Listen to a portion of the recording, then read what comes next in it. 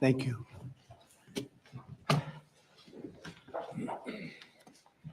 It's a long time, 35 years. They fought, and now they're friends, and they're going to be friends for a long time. But it's a big, beautiful honor to welcome everyone to the White House for this very historic peace summit between Armenia and Azerbaijan. It's really a great thrill for me. I love seeing good people get together, and that's what you have. You have two great leaders. I want to congratulate these two visionary people, Prime Minister Pashinyan and President Aliyev, for coming to Washington to sign this momentous joint declaration. It's a tremendously important document, and it's been a long time in coming. They were explaining before that so many times they thought they could get there. It never happened, just never happened. I also want to thank Secretary of State Marco Rubio, Special Envoy Steve Witkoff, and their teams at the State Department. And I see that we have Chris Wright outside and Senator Steve Daines sitting right here. Thank you, Chris. Thank you very much. And Steve, thank you very much. And we have some other wonderful dignitaries, including the dignitaries from your country. But they provided tremendous diplomatic assistance. And Marco, congratulations. It's a big thing. Keep going. You've got many jobs. And then, of course, you would say Steve was quite influential.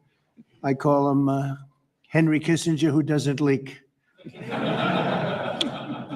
For more than 35 years, Armenia and Azerbaijan have fought a bitter conflict that resulted in tremendous suffering for both nations. They suffered gravely for so many years. Many tried to find a resolution, including the European Union. The Russians worked very hard on it, never happened.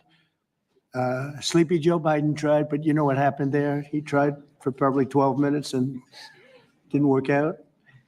And many other countries tried, and they were unsuccessful. But with this accord, we've finally succeeded in making peace, and we just left the Oval Office where we signed voluminous documents and very important elements to the agreement. The country of Armenia and Azerbaijan are committing to stop all fighting forever, open up commerce, travel, and diplomatic relations, and respect each other's sovereignty and territorial integrity, so importantly. And I just spent a lot of time with these two men. I think they're going to have a great relationship. You want to know the truth? They didn't see each other that much, but they probably will. I think they're going to have. I think you two are going to have a great relationship. I have no doubt. And if you don't, call me and I'll straighten it out. Okay. Very importantly, we have also resolved the key issue that foiled previous negotiations. This declaration establishes what they are calling a great honor for me. I didn't ask for this. The Trump route for international peace and prosperity, which is a special transit area that will allow Azerbaijan to get full access to its territory of Nakhchivan while fully respecting Armenia's sovereignty. So they're going to be able to really live and work together, and it's amazing. So that's a very important territory, I guess, very special territory to you, and now they work together. Armenia is also creating an exclusive partnership with the United States to develop this corridor, which could extend for up to 99 years. And then they promise in 99 years they'll extend it, right? You'll promise. But we anticipate significant infrastructure development by American companies. They're very anxious to go in to these two countries, and they're going to spend a lot of money, which will economically benefit all three of our nations. This is incredibly positive news for the future of the entire region. And Steve and some of the great people from the Trump administration who've come here, Scott and John Ratcliffe, thank you very much. But we have some of our really great leaders. They've been doing a phenomenal job.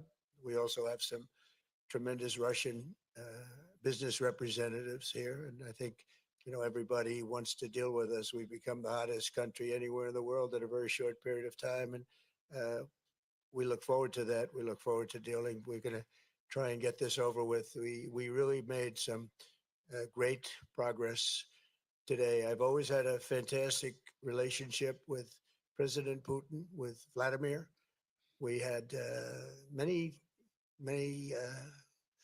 tough meetings, good meetings. We were interfered with by the Russia hoax that made it a little bit tougher to deal with, but he understood it.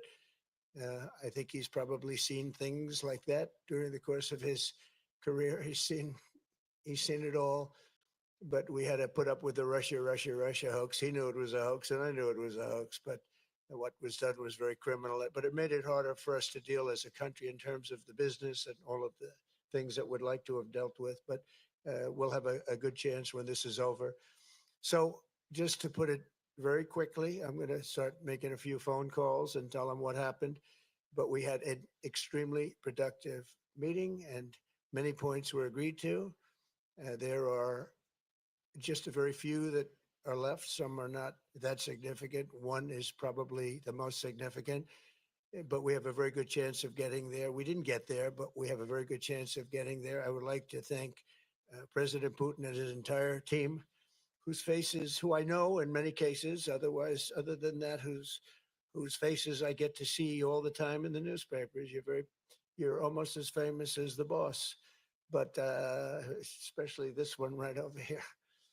But we had some good meetings over the years, right? Good productive meetings over the years, and we hope to have that in the future. But let's do the most productive one right now. We're going to stop really 5, 6, 7,000, thousands of people a week from being killed, and President Putin wants to see that as much as I do. So, again, Mr. President, I'd like to thank you very much, and we'll speak to you very soon, and probably see you again very soon. Thank you very much, Vladimir. And next time in Moscow. Oh, that's an interesting one. I don't know. I'll get a little heat on that one, but I could see it possibly happening. Thank you very much, Vladimir. And thank you all. Thank you. Thank you. Thank you so much.